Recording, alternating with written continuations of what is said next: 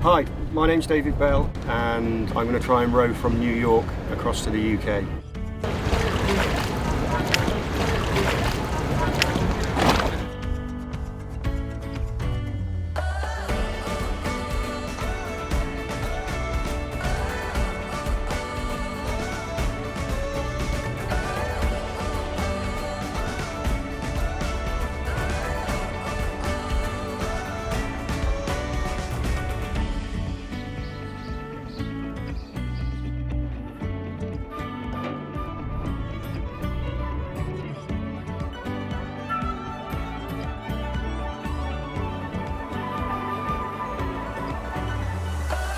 I'm 49 years old, or I will be 49 in about 2 weeks' time. I was born in the UK from a place called the Midlands, which for you guys on this side of the Atlantic is where the Robin Hood legend took place.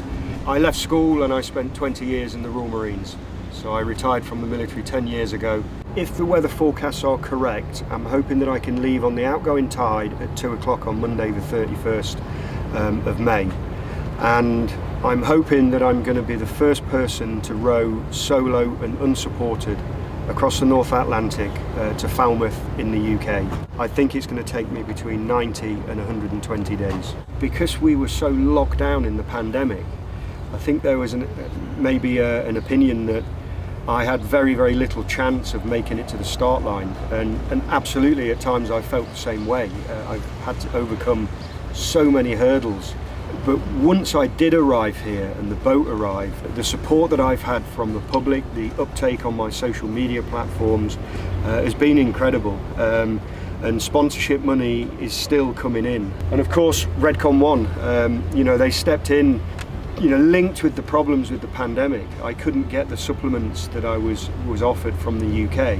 I got some of them across, but only what I could carry in my hand baggage on the flight, so I was limited.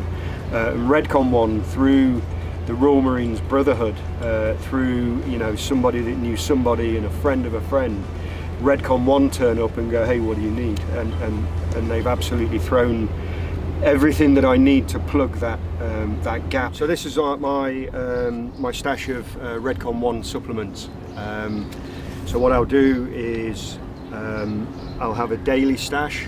The main bulk of these supplements are stowed around the boat, but each day or every couple of days I'll resupply from the main bulk of my stores into a nice handy compartment. So my favourites here, the big problem is getting the right amount of protein. So my two favourites are the MRE bars here, and I've got a different flavours just to mix it up a little bit. Another big thing for me, especially with the weather being like this, is the electrolytes. I'm going to be rowing for between 10 and 12 hours a day, so electrolytes, replacing my body salts and minerals, is going to be really, really important for me.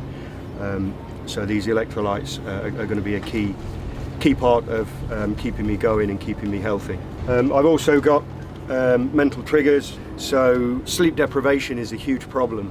It's not particularly comfortable on these boats and you're always moving, so when you do drop off, the water and the wave motion very quickly wakes you up. So these mental triggers that are going to liven me up, waken me up, and allow me to row that little bit longer. So I'm raising money for two charities. One of them is the SBS Association and the second one is Rock to Recovery. The SBS is the direct equivalent in the States is SEAL Team 6. So a friend of mine, Toby, who comes from this company, Bravery, was ex-SBS, and unfortunately he was shot in the neck about 10 or 11 years ago. And the SBS Association have been instrumental at helping Toby overcome and live with his life-changing injuries. Rock to Recovery deals with veterans' mental health. And what I really like about Rock to Recovery is it also includes blue light workers, so ambulancemen, policemen.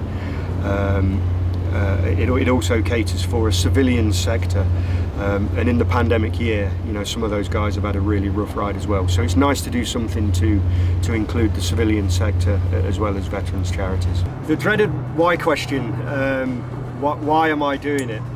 It's very difficult to answer that, and I'm sure there are much deeper reasons that I don't really understand myself. But the best way I can answer that, it's just this deep-seated curiosity to see whether I can get across or not. It's not necessarily about the finish, it's about the journey. What I'm really interested in is what happens to me from when I leave New York and when I arrive in the UK. So failure is a very realistic possibility, but that doesn't deter me. It's just the process of can I deal with the challenges that are thrown at me by the North Atlantic. Rowing experience, really, I have none.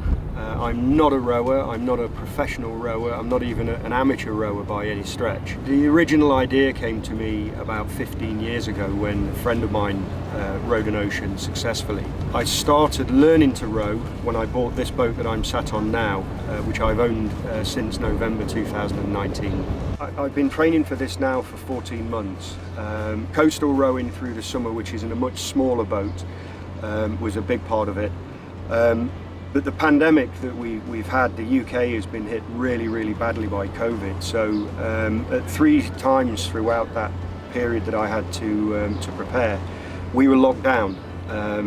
So it really limited the amount of training that I could do actually in the ocean rowing boat.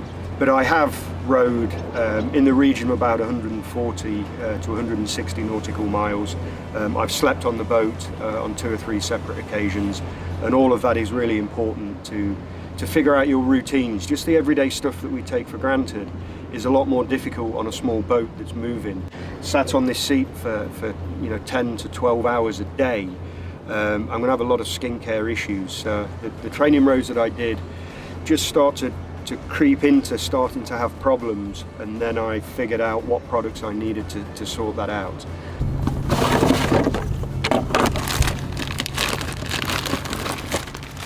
So food, I've got 120 of these packs. So in here is freeze-dried expedition food. So I add boiling water to each one of these bags in here, and in the top part here you can see snacks as well. So if I eat everything in this bag, that's going to give me in the region of between 5,000 and 6,000 calories, which is what people think somebody my weight is going to need to sustain me for a 24-hour period. So I've got 120 of these on board, and that's the right-hand edge of how long I think my crossing is going to take me. So rehydrating that food depends on me being able to boil water, and for that I use a very simple camping gas cooker called a jet boil. But it's on a gimbal so that it obviously holds it level and doesn't spill when the boat's moving around underneath it. And I'm carrying 15 450 gram jet boil gas cylinders to keep me going across for the 3 or 4 months that I think I'm going to be at sea. So I'm carrying about 3,000 wet wipes. These are completely plastic free apart from the wrapper, and obviously I'll keep those. One of the most power-hungry pieces of equipment on my boat is the water maker. So I can't have a bath every night because that would deplete my batteries.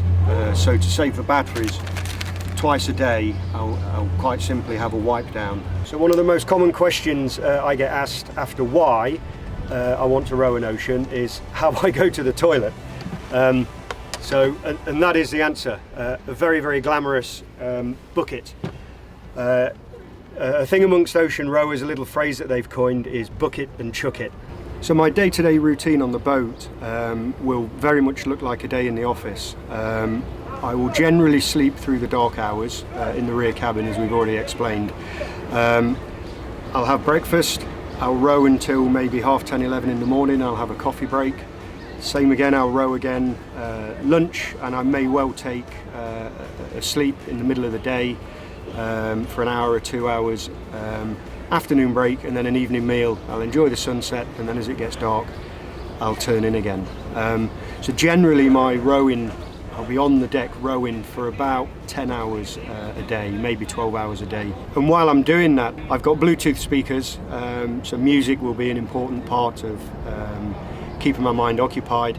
And I'll also listen to audiobooks and podcasts, all of which, because I'm not going to be within the mobile phone network for much more than the first few hours of my row, all of that needs to be downloaded, which I've already done before I set off. So this is the rear cabin of the boat.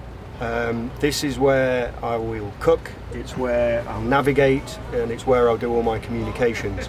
It's also where I'll sleep in the back here. And it'll also be where I shelter when it's stormy. The door is watertight, so in the big storms I'll come in here and I'll ride that storm out for maybe a day or 2 days, depending on how long it lasts. So I've got 3 different forms of satellite communications on board. I've got a Garmin InReach here, which allows me to text message. I've got a satellite telephone in this cupboard here, and I've also got a BGAN around the corner. And that'll allow me to reach back to the UK, to a group of people who've all come together to help and support me in my crossing. And within that group is there's 2 guys are paramedics, so if I injure myself, I'll be able to reach back to them, explain what injury I have, and then using the first aid kit that I'm carrying on board, they'll tell me how to self-treat. I also have a weather router. And he is a lifelong sailor and a weather expert. So every day, myself, and his nickname's Silver, his surname is Fox. He has grey hair, so he goes by the nickname Silver Fox. But we will communicate every day, and between the 2 of us, we will strategize how we best manipulate the weather to help get me across. So the water maker is under my bunk here. It's a German manufactured water maker called a Schenker Zen, and it'll make about 30 litres of water per hour. It's quite thirsty for electricity, so what I need to do is make water or harvest water as and when I've got good sunshine and therefore good power in the batteries, or plentiful power. But that will give me, that'll draw in seawater, take out the salt, and give me fresh drinking water. So long as I can manage my power effectively and my batteries are good, there is no limit on water. So long as I have power, I'll be able to draw in seawater and drink and cook with as much as I want.